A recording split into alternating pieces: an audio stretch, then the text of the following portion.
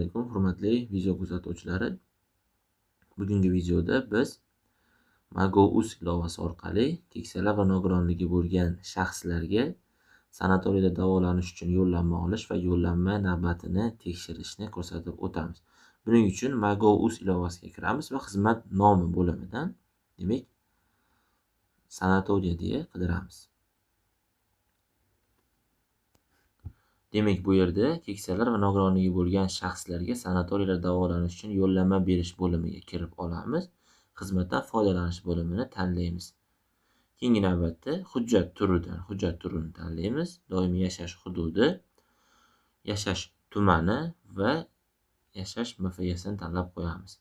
Imtiyoz toifasidan esa bu yerdagi mavjud imtiyozlarni tanlashingiz mumkin yoki yoshga doir pensiya oluvchi deb tanlab qo'yishingiz ham mumkin. Pastda 11 ta sanatoriya ro'yxati mavjud va ushbu sanatoriyadan, demak, o'zingizga kerakli sanatoriyani tanlab qo'yishingiz kerak. Pastga tushamiz va bu yerda telefon raqamini kiritishimiz kerak bo'ladi. Demak, yuborish giper havolasini ustiga bosamiz.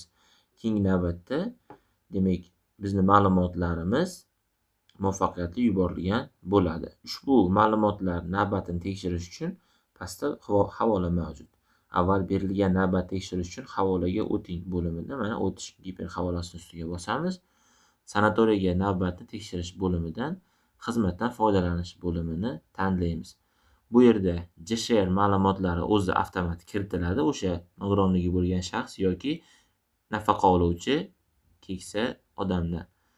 Demak, bu yerda ma'lum arifmetik amalni bajarib, tekshirish giper havolasini ustiga bossak kifoya.